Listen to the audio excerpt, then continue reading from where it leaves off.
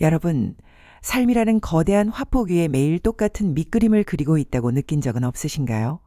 어제와 같은 창밖의 가로수, 늘 그 자리에 놓인 낡은 찻잔, 그리고 거울 속의 익숙한 얼굴. 우리는 그것들을 다 안다고 생각합니다. 하지만 어느 날 문득 마법처럼 세상의 채도가 바뀌는 순간이 찾아옵니다. 빗방울이 유리창에 부딪히는 소리가 단순한 소음이 아니라 누군가 내 이름을 부르는 속삭임처럼 들릴 때, 혹은 늘 곁에 있던 이의 주름진 손등에서 형용할 수 없는 고귀한 세월의 결을 발견할 때 말이죠. 그때 우리는 깨닫습니다.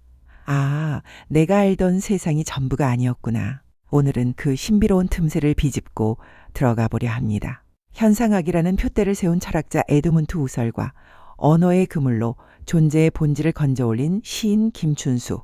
이 두 거장이 만나는 지점에서 우리의 삶이 어떻게 무의미한 몸짓에서 찬란한 꽃으로 피어나는지, 그 사색의 여정을 시작합니다. 후설은 우리에게 근본적인 질문을 던집니다. 우리는 정말 세계를 있는 그대로 보고 있는가? 그의 대답은 단호한 아니오였습니다. 인간은 결코 날 것의 세계를 살지 않습니다. 우리는 오직 의미의 옷을 입은 세계만을 호흡할 뿐이죠.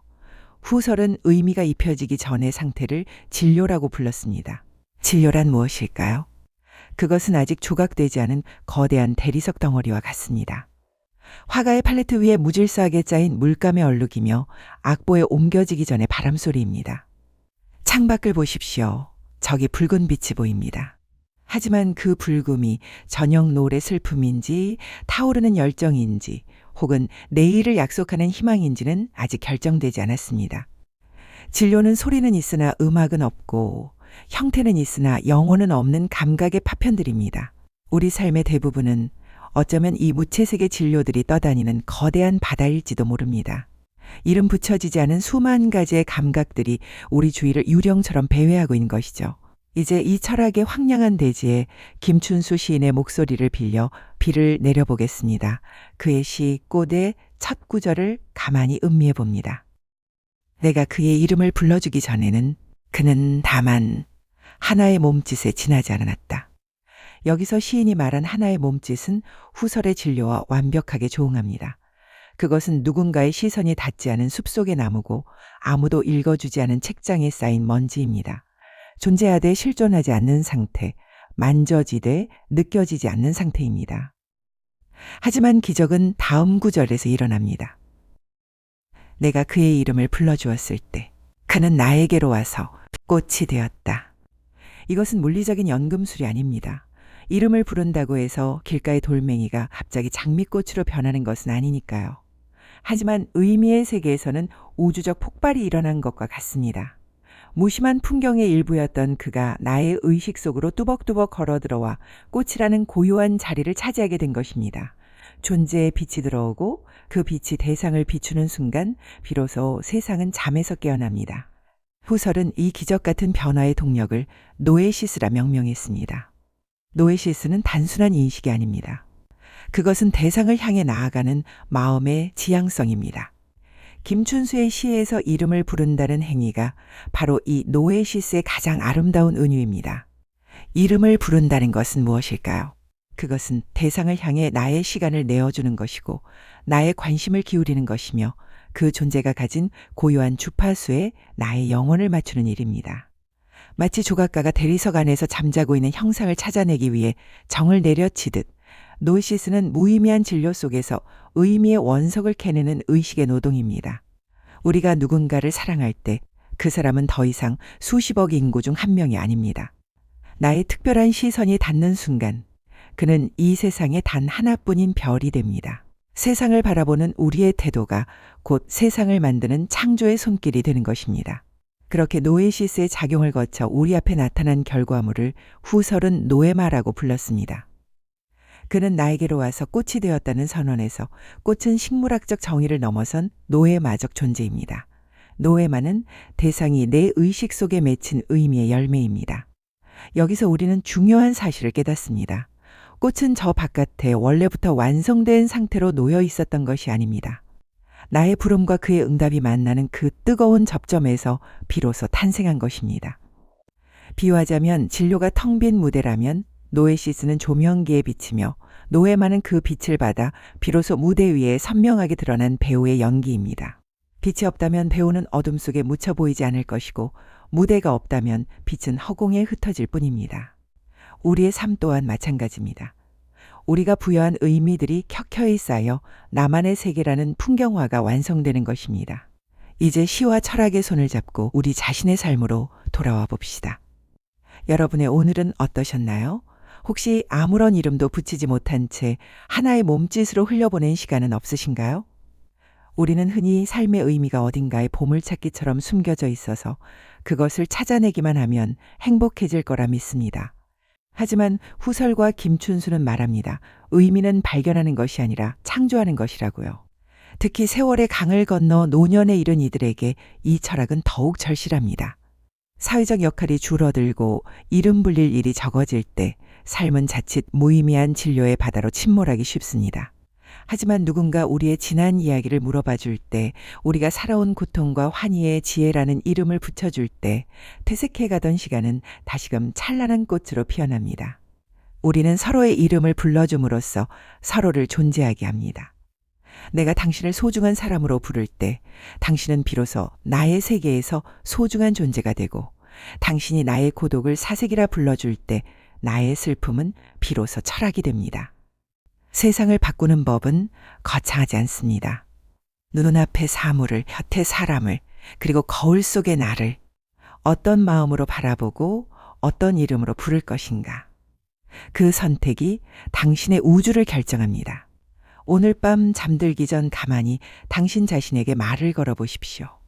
고생했어, 나의 하루야.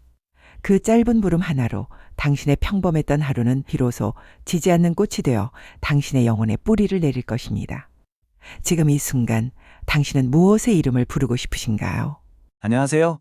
오늘은 우리가 매일 만나는 이 세상에 어떻게 의미를 불어넣는지, 또 어떻게 나만의 현실을 만들어 나가는지에 대해 함께 깊이 생각해보는 시간을 가져볼까 합니다. 혹시 이런 기분 느껴보신 적 없으세요? 삶이라는 커다란 캔버스에 매일매일 똑같은 밑그림만 그리고 있는 듯한 기분? 어제와 다를 바 없는 창밖 풍경, 늘 그 자리에 놓여있는 찻잔, 그리고 거울에 비친 무표정한 내 얼굴까지. 우린 이 모든 걸 이미 다 안다고 생각하면서 그냥 지나치곤 하죠. 그런데 문득 정말 마법처럼 세상의 색깔이 확 달라지는 순간이 찾아오기도 해요. 무심코 듣던 소음이 어느새 정겨운 속삭임으로 들리고, 늘 보던 어머니의 주름진 손에서 고귀한 시간의 결이 느껴지는 그런 때 말이에요. 바로 그 순간 우리는 깨닫게 되죠. 아, 내가 알던 세상이 전부가 아니었구나. 오늘 우리는 바로 그 신비로운 틈새, 그러니까 무의미와 의미 사이의 그 경계를 한번 탐험해 보려고 합니다.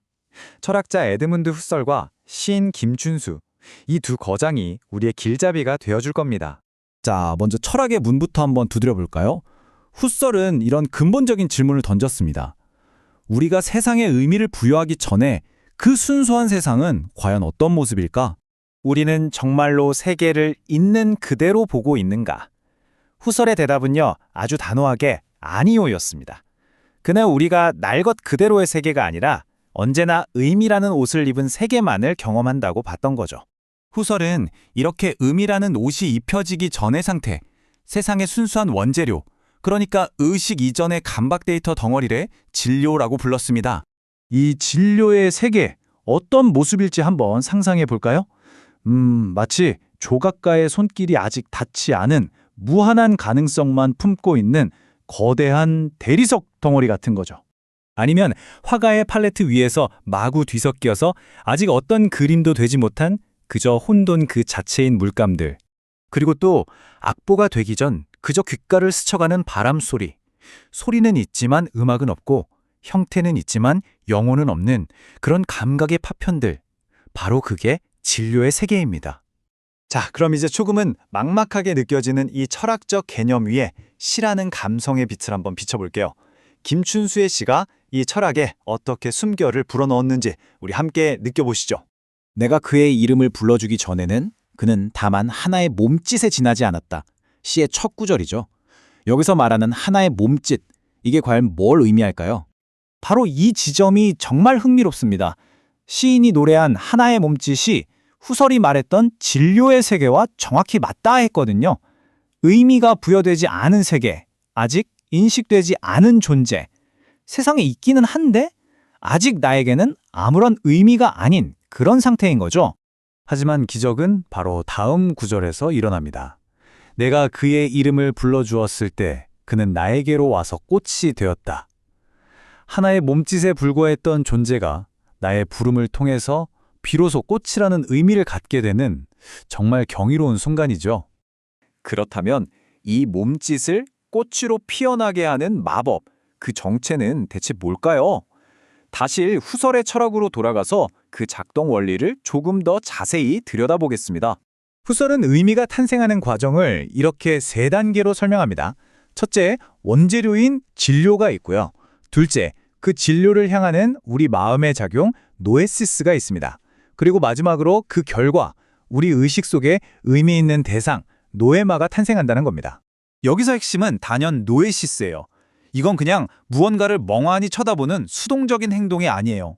대상을 향해 적극적으로 나아가는 의식의 작용, 바로 지향성이죠.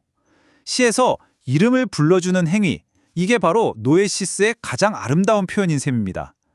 나의 시간과 관심을 기꺼이 내어줘서 한 존재의 고유한 주파수에 내 영혼을 맞추는 일, 그게 바로 노에시스입니다.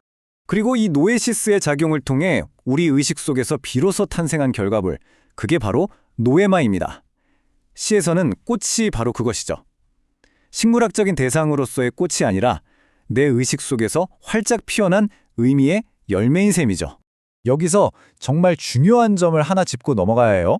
꽃은 저 바깥 세상에 원래부터 완성된 채로 그냥 존재했던 게 아니라는 거예요. 나의 부름, 즉 노에시스와 대상의 존재, 즉 진료가 만나는 그 뜨거운 접점에서 바로 그 순간에 함께 태어난 겁니다. 자, 이제 이 철학과 시를 손에 들고 우리 각자의 삶으로 한번 돌아와 볼 시간입니다. 이 아름다운 깨달음을 어떻게 우리 일상 속에서 피워낼 수 있을까요? 오늘 여러분의 하루는 어떠셨어요? 혹시 아무런 이름도 붙여주지 못한 채 그저 하나의 몸짓으로 스쳐 지나가게 내버려둔 소중한 순간들은 없었나요? 우리는 종종 삶의 의미가 어딘가에 숨겨져 있어서 발견해야만 하는 보물이라고 생각하잖아요. 하지만 후설과 김춘수는 우리에게 이렇게 말하는 것 같아요. 의미는 발견하는 게 아니라 온 마음을 다해서 창조하는 거라고요. 이건 특히 관계 속에서 더 빛을 발하죠. 우리는 서로의 이름을 불러줌으로써 서로를 존재하게 만듭니다. 당신이 나를 소중한 사람이라고 불러줄 때 나는 당신의 세계에서 비로소 소중한 존재로 피어나는 거고요.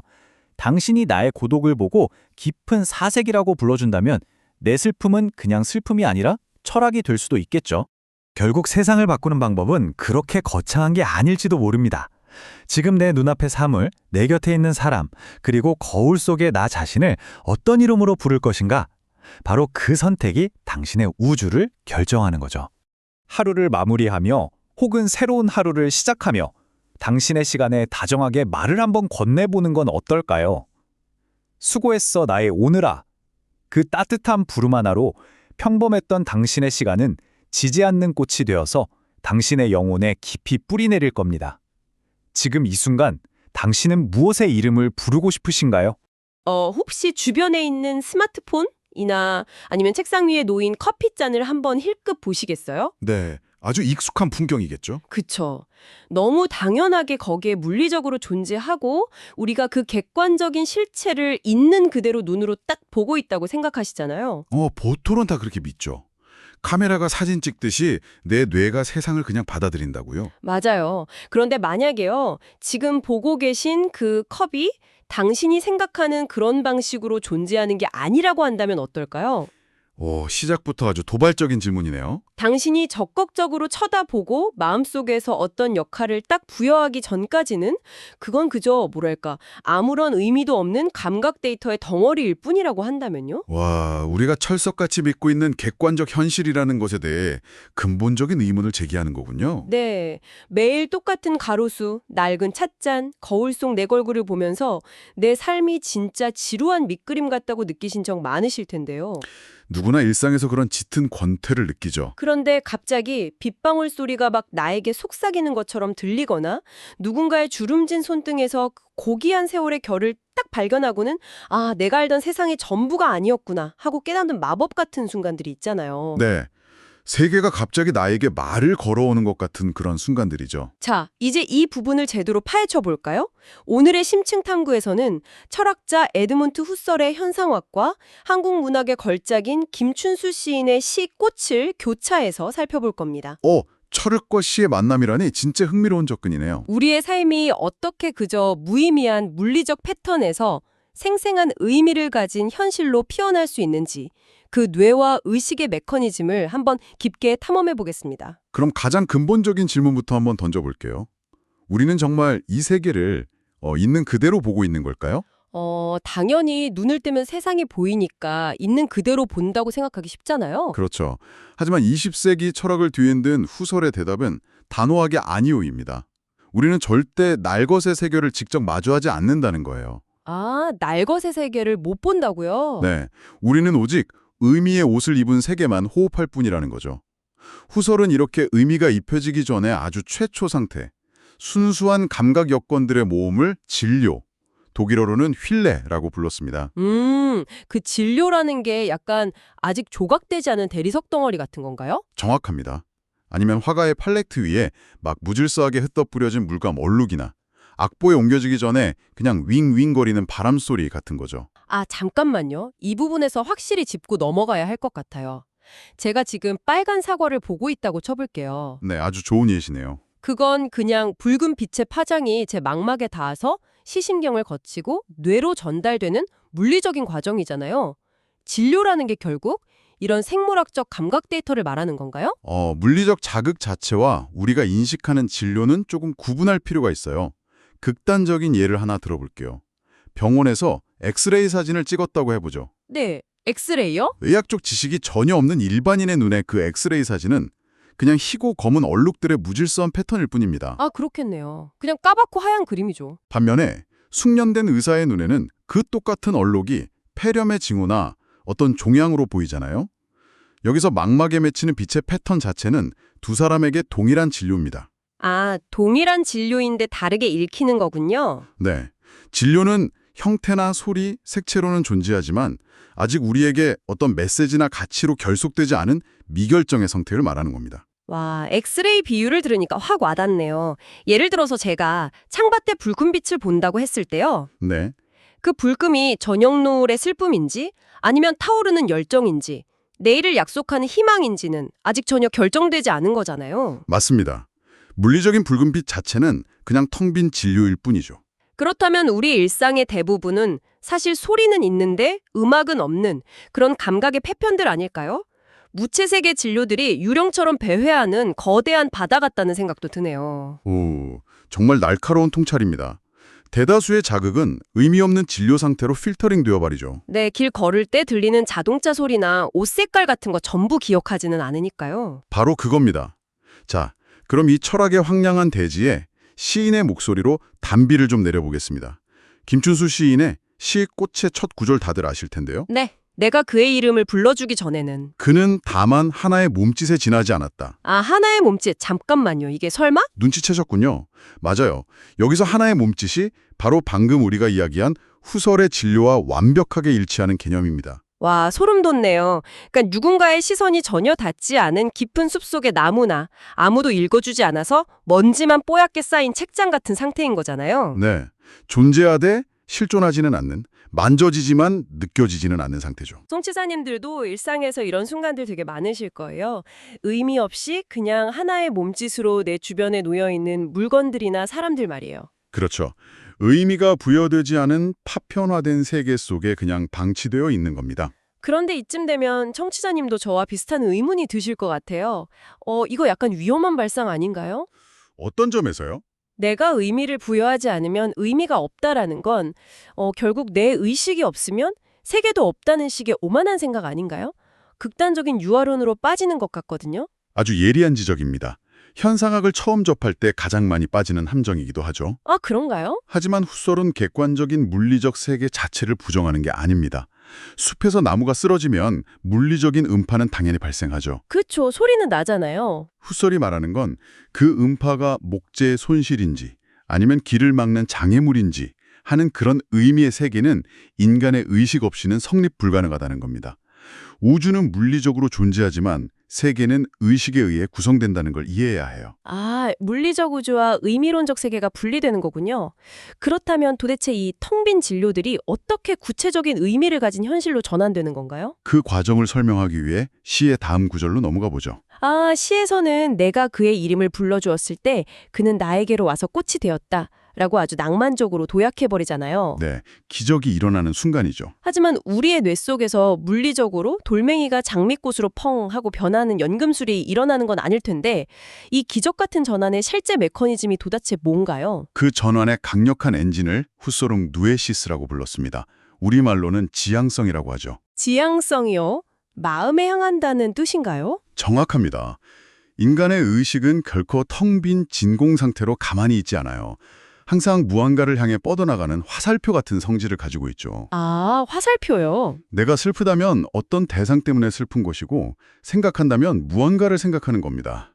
이렇게 의식이 대상을 향해 적극적으로 나아가서 진료들을 특정한 틀로 묶어내는 작용이 바로 노에시스입니다. 아, 그러니까 시에서 이름을 부른다는 행위가 그냥 성대를 울려서 소리를 내는 게 아니군요. 당연히 아니죠. 그건 대상을 향해 나의 인지적 자원, 즉 지향성을 쫙 집중시키는 고도의 의식적 노동을 의미하는 거네요. 맞습니다. 아주 훌륭한 해석이에요. 마치 라디오 주파수를 이리저리 돌리다가 특정 채널의 잡음 속에서 선명한 음악을 딱 잡아내는 것처럼요.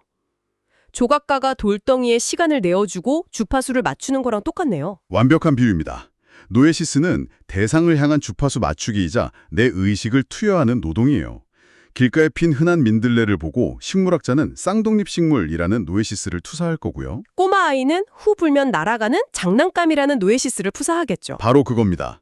물리적 대상은 하나지만 어떤 지향성의 빛을 비추느냐에 따라 전혀 다른 현실이 직조되는 거예요. 빛을 비춘다는 표현을 쓰시니까 머릿속에 그림이 하나 딱 그려지는데요. 우리가 컴퓨터나 스마트폰 화면을 한번 생각해 보세요. 네, 화면 뒤에는 엄청나게 복잡한 코드들이 돌아가고 있죠. 맞아요. 0과 1로 이루어진 그 코드들이 현상학에서 말하는 진료일 거고요. 우리가 그 코드를 직접 읽어낼 수는 없잖아요. 그렇죠. 일반인들은 절대 못 읽죠. 그래서 우리는 아이콘이나 폴더 같은 사용자 인터페이스를 만듭니다. 제가 마우스를 움직여서 특정 아이콘을 딱 클릭하는 행위, 즉 나의 목적을 가지고 개입하는 행위가 노에시스라면요. 네, 그 결과로 화면에 짠 하고 열리는 애플리케이션 화면이 바로 우리가 마주하는 최종적인 세계인 거네요. 와, 아주 현대적이고 정확한 비유네요. 우리는 0과 1의 날 것을 다루는 게 아니라 의식이 구성해낸 인터페이스 위에서 살아가는 겁니다. 아, 진짜 묘하네요. 그리고 그 인터페이스 위에서 최종적으로 형태를 갖추고 우리에게 인식된 그 대상, 시에서 말하는 꽃에 해당하는 결과물을 후설은 노에마라고 명명했습니다. 아, 진료, 노에시스, 그리고 마침내 탄생한 게 노에마군요. 네, 드디어 꽃이 피어난 거죠. 시에서 그가 나에게로 와서 꽃이 되었다고 할 때 그 꽃은 그냥 객관적인 식물이 아니라 나의 지향성과 대상의 진료가 부딪혀서 스파크를 일으키며 탄생한 노에마적 존재라는 뜻이 되네요. 그렇습니다. 노에마는 결코 내 마음속에만 있는 환상도 아니고 그렇다고 완벽히 독립적인 객관적 실체도 아니에요. 주체의 부름과 대상의 응답이 만나는 그 뜨거운 교차점입니다. 와, 나와 세계가 공동으로 창조해낸 합작품인 셈이군요. 결국 이게 다 무슨 의미일까요? 제가 한번 정리를 해볼게요. 네, 아주 기대가 되는데요. 진료가 아무도 없는 텅 빈 무대라면 노에시스는 그 무대를 딱 비추는 조명기의 빛이고 노에마는 그 빛을 받아 비로소 드러나는 배우의 연기라는 거군요. 정말 찰떡 같은 비유입니다. 빛이 없으면 배우는 안 보일 테고 무대가 없으면 그 빛은 그냥 허공에 흩어질 테니까요. 맞습니다. 그렇게 우리가 매 순간 부여한 의미들이 켜켜이 쌓여서 나만의 세계라는 아주 거대한 한 폭의 풍경화가 완성되는 겁니다. 이 지점이 청취자님에게 굉장히 중요한 실천적 의미를 던져주는 것 같아요. 우리는 보통 삶의 의미나 행복이라는 게 내 바깥 어딘가에 완성된 채로 숨겨져 있다고 믿잖아요. 네, 다들 그렇게 믿고 열심히 찾아 헤매죠. 보물찾기 하듯이 그걸 잘 발견하기만 하면 내 삶이 갑자기 예쁜 꽃밭으로 변할 거라고 착각하는데 현상학과 김춘수 시인은 완전히 다른 이야기를 하고 있네요. 그렇습니다. 의미는 발견하는 게 아니라 내 의식의 노동을 통해 적극적으로 창조해내야 한다는 겁니다. 아, 의미는 발견이 아니라 창조다. 이게 특히 노년의 삶이나 깊은 고독을 마주했을 때 되게 절실하게 다가오는 메시지 같아요. 정말 중요한 지점입니다. 나이가 들고 사회적 역할이 줄어들면 타인이 내 이름을 불러줄 일이 급격히 적어지거든요. 나를 향한 세상의 노에시스가 싹 걷어지는 거죠. 맞아요. 젊을 때는 김대리, 프로젝트 팀장, 누구 엄마 하면서 끊임없이 나를 호명해 주잖아요. 하지만 은퇴를 하고 관계망에서 멀어지면 내가 평생 쌓아온 삶의 궤적이 그냥 아무 의미 없는 과거의 몸짓으로 돌아가 버립니다. 차가운 진료의 바다로 다시 침몰하는 위기를 겪는 거죠. 너무 서늘하고 무서운 느낌이네요. 나의 존재 자체가 무채색의 배경으로 서서히 풍화되는 느낌일 텐데 그렇다면 이 침몰을 도대체 어떻게 막을 수 있을까요? 여기서 타인과의 상호작용이 완벽한 구원으로 작용합니다. 누군가 다가와 그분의 묻힌 이야기들을 진지하게 들어주는 거죠. 아, 이야기를 들어준다고요. 네, 그 고통과 인내의 시간들에 지혜라는 노예마적 이름을 새롭게 딱 붙여줄 때 퇴색하던 과거는 다시 생명력을 얻습니다. 와, 고독을 기쁜 사색이라고 부르고 슬픔을 철학이라고 불러주는 거군요. 맞습니다. 우리는 서로의 의식이라는 거울을 통해서만 나 자신의 존재를 선명하게 확인할 수 있어요. 슬픔에 빠진 타인에게 다가가서 새로운 이름을 불러줄 때 우리는 서로를 무의미의 바다에서 건져 올리는 구원자가 되는 겁니다. 철학이 이렇게까지 따뜻하고 묵직한 위로가 될 수 있다는 게 진짜 놀랍습니다.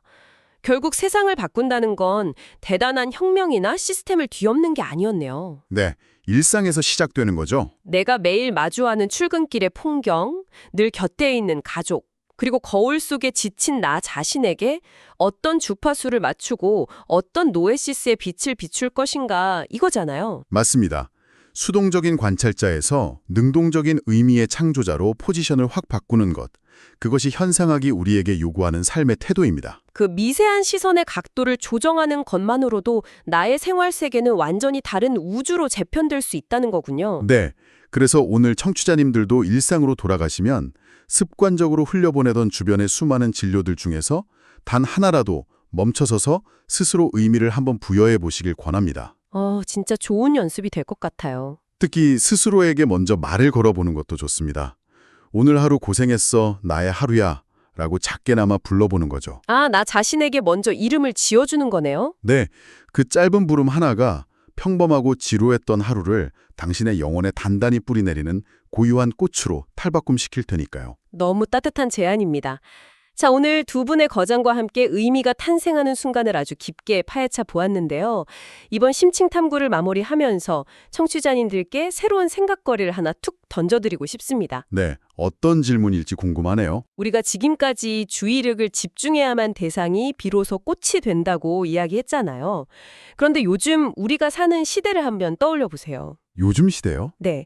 스마트폰을 열고 틱톡이나 인스타그램의 숏폼 영상들을 막 끝없이 위로 쓸어 올리잖아요. 아하, 무한 스크롤의 시대죠. 1분에 수십 개의 파편화된 영상과 정보들이 막막을 때리고 지나가는데 이때 우리는 과연 무언가의 이름을 제대로 부르고 있는 걸까요? 오우, 듣고 보니 정말 무서운 질문이네요.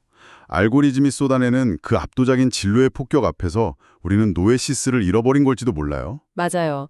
주의력을 집중하는 의식의 노동을 완전히 포기해버린 채 모든 것을 그저 의미 없는 몸짓으로 획획 흘려보내도록 스스로의 뇌를 방치하고 있는 건 아닐까요? 뼈를 때리는 통찰입니다. 이름 부리기를 멈춘 뇌가 되어가는 거죠. 다음에 무심코 스마트폰 화면을 켜고 끝없는 스크롤의 바다로 빠져들 때 꼭 한번 스스로에게 질문해 보셨으면 좋겠어요. 나는 지금 내 세계에 새로운 꽃을 피워내고 있는가? 아니면 무채색의 유령들을 그저 멍하니 바라보고만 있는가? 오늘 당장 저부터 실천해봐야겠네요. 지금 이 순간 여러분은 그 무엇에게 다가가 어떤 첫 이름을 지어주고 싶으신가요? 여러분의 시선이 닿는 곳마다 선명한 의미가 피어나길 바라며 이번 심층 탐구는 여기서 마치겠습니다. 함께해 주셔서 감사합니다. 네, 감사합니다.